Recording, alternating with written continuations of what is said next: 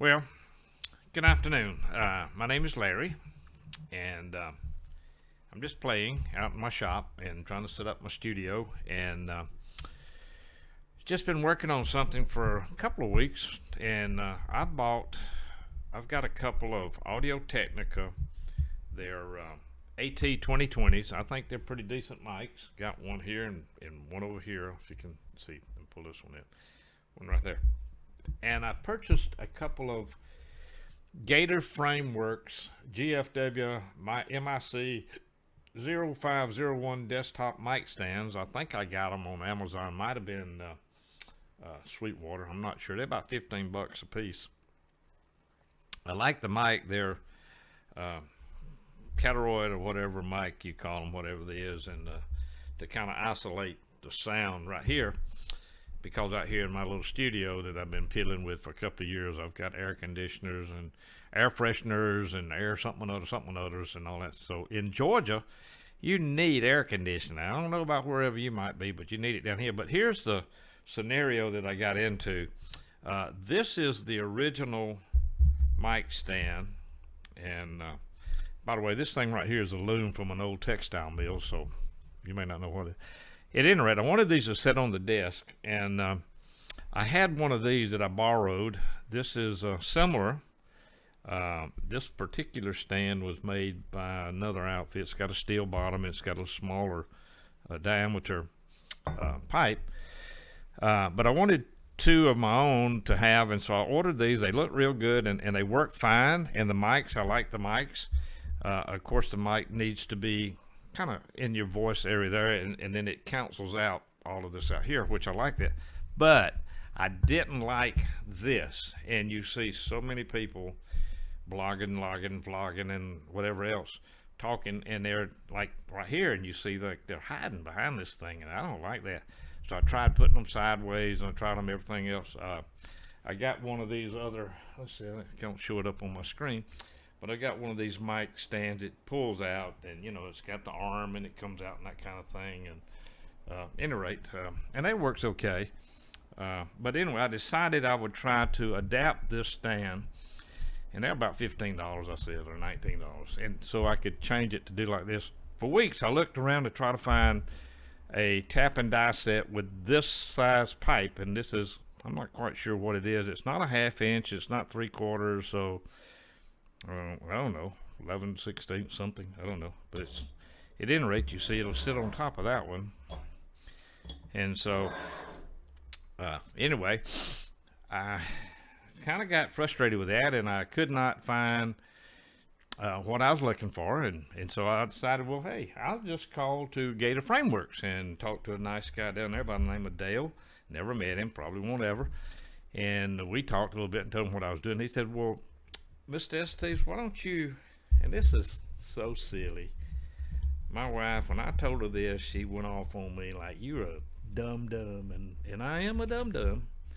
But fortunate for me, we've been married long enough that she puts up with a dum-dum, 55 years thereabouts, I don't know. And so you see inside, you pull this out, and it's got a little old clutch right here, and so this pipe is an inner pipe that goes up and down, and I like that because in case I got taller, I could slide it up. But he said, why don't you just take this pipe and unscrew it like that and do the simplest thing with it. Pull off this. Now, it's not screwed on there. It's kind of a press fit. May have some glue in there, I don't know, but you have to be careful with this. And so if you just pull it pretty firmly and twist it a little bit, this piece will come off, so you got just a piece of pipe with a thread on the end of it. So being as smart as I am, and used to be a mechanic, or actually a machinist when I was in the Navy back in the 60s, I decided I would try that and not fool with the thread. Couldn't find the thread anyway, so then I took the pipe and that's my wife calling me, she's checking on me now, and I took it into my little shop over here next door and put it in my vise and put a piece of cloth around this pipe to keep from scarring it up, and put it in my pipe vise, tightened it up, and just took my old plain hacksaw, and as you can see, if you look closely, it is It's not straight, so that's okay. I cut it off where I thought I would like, and so you can see I cut about that much off, and took it and cleaned the end up here, because you'll have burrs in there, little sharp places, and you don't want to get hurt. And you can cut this straight or leave it like it is. If you got a Dremel, whatever, and you can cut that out and clean it up very nicely. And just don't crush it, don't bend it up, and keep the longer piece or the shorter piece. Well, you got to keep the longer piece because that's where the thread's at. So at any rate, I wound up with a piece about twice this length, and you can see it right there. And so put all this back in there, and just like it did, and slid it back in there and pushed that little guy back on there. And I got a little video of me sawing it off here in a minute. I may put that in there, I may not. Well, here's my setup. I got a vise, and it's got some pipe grips right there where you see the red rag. And I'm putting my pipe in there with the red rag to protect it, just tight enough to hold it, because it's pretty thin wall metal. And so I don't know if I can set this camera where you can see it. We'll try it.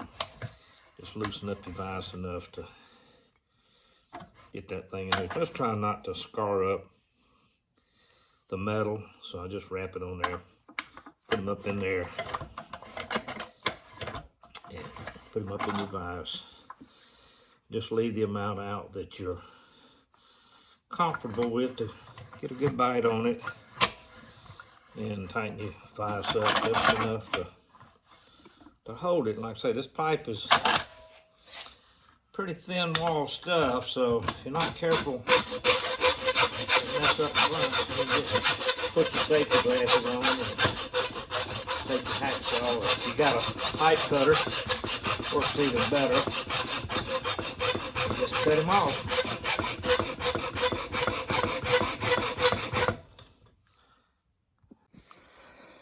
And as you can see there, there's my pipe. It's not the prettiest cut, but kind of cut uphill and downhill, but you can do better. And whatever you got will suffice. And I'm just cutting this off at about that distance. It says Frameworks, Gator Frameworks is what this little stand is. And I just cut off that much because my Audio-technica mic sets on there in such a way that it was just sticking up too far. So I didn't like it. I don't like a microphone like this. It's going to be down here turned up like that, condenser mic, and it'll work great. So yeah, I know there's all kinds of other stands, but you get what you like. So then I'm going to clean the burrs off of this. So things are going in. Burrs meaning these little sharp, and be careful with this, these little sharp, if I can get this up there, see that metal?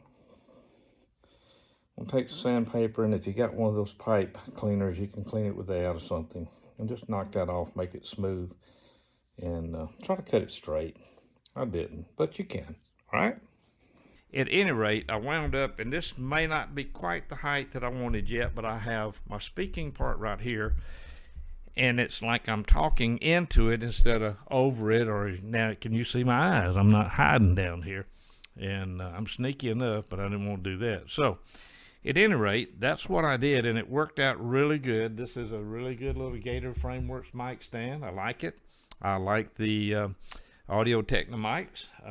They're really good. I've got a second one laying. Oh, here it is right here.